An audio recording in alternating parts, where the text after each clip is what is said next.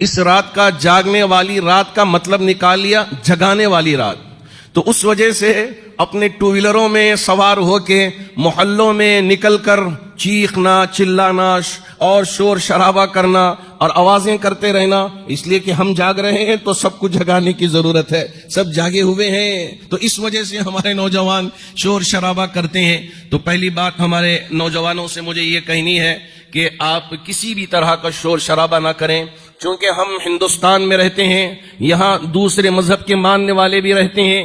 اگر آپ اس طرح دوسروں کو جگانے کا کام کریں اس لیے کہ آپ کے لیے جاگنے کی رات ہے تو سب کو جگانے کا آپ نے کام کیا، تو دوسروں کو تکلیف پہنچانا یہ ہمارے لیے بھی مناسب نہیں ہے، اور نہ ہمارا مذہب نہ ہمارا اسلام اس بات کی اجازت دیتا ہے کہ ہم دوسروں کو تکلیف پہنچائے. تو ہمارے نوجوانوں سے میری خاص گزارش ہے کہ یہ شور شرابہ ہرگز نہ کریں، خاموشی کے ساتھ یہاں آپ آئیں اور خاموشی کے ساتھ اپنے گھر جائیں، وہاں رہ کے آپ عبادت کریں. آپ کا مزاج جس طرح آپ کو اجازت دیتا ہے اور تو اس طرح سے آپ آ کر اگر مسجد میں عبادت کرنا چاہتے ہیں عبادت کریں، نہیں ہے تو آپ اپنے گھروں میں جا کے عبادت کریں. نہیں ہو رہا ہے آپ سو جائیں، آپ سو جائیں لیکن کسی کو تکلیف نہ پہنچائیں. جاگ کے دوسروں کو تکلیف پہنچانا یہ کوئی اچھی علامت نہیں ہے. اور دوسری بات، چونکہ اللہ کا شکر ہے تھوڑا کمی تو آئی ہے کیا ویلنگ کرنے میں.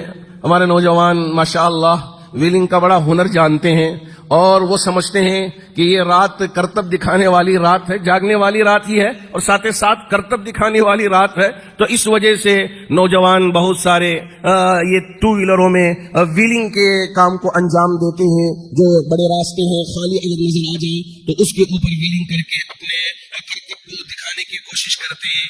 واللہ واللہ ایسی حرکت ہرگز نہ کریں. کیوں کریں؟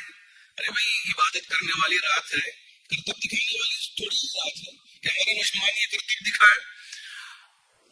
مجھے واقعتاً بڑی پریشانی بھی ہوتی ہے، پشیمانی بھی ہوتی ہے، یعنی شرم آتی ہے جب لوگ کہتے ہیں کہ آپ تو کہتے ہیں کہ یہ عبادت والی رات ہے، اور آپ کے نوجوان یہ ڈپارٹمنٹ کی طرف سے جب اس طرح کی باتیں آتے ہیں کہ نوجوان ایسی حرکتیں کریں تو ہم کو کیا کرنا ہے کہ ہم کو ایکشن لینا نہیں ہے. اگر یہ سوال ہم سے کیا جائے تو کیا ہم یہ جواب دیں چھوڑ دیں صاحب ایک ہی رات ہے، یہ اب نہیں دکھائیں تو کب دکھائیں، یہ کہیں؟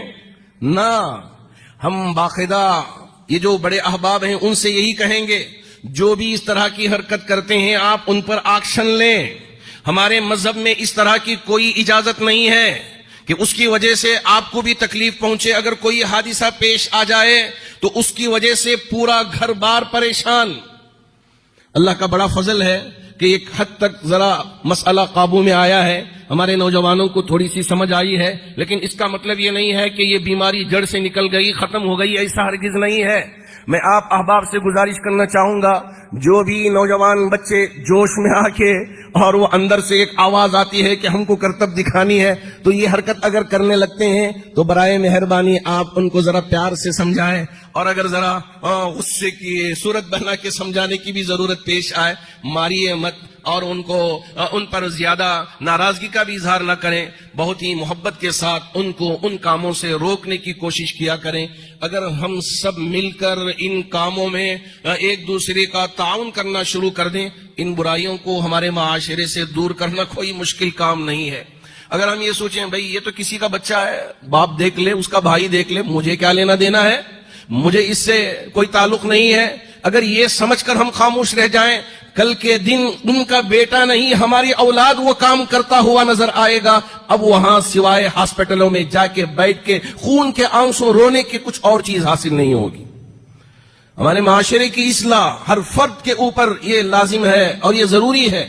اللہ کرے کہ اللہ رب ذوالجلال ان باتوں کو سمجھنے اور ان باتوں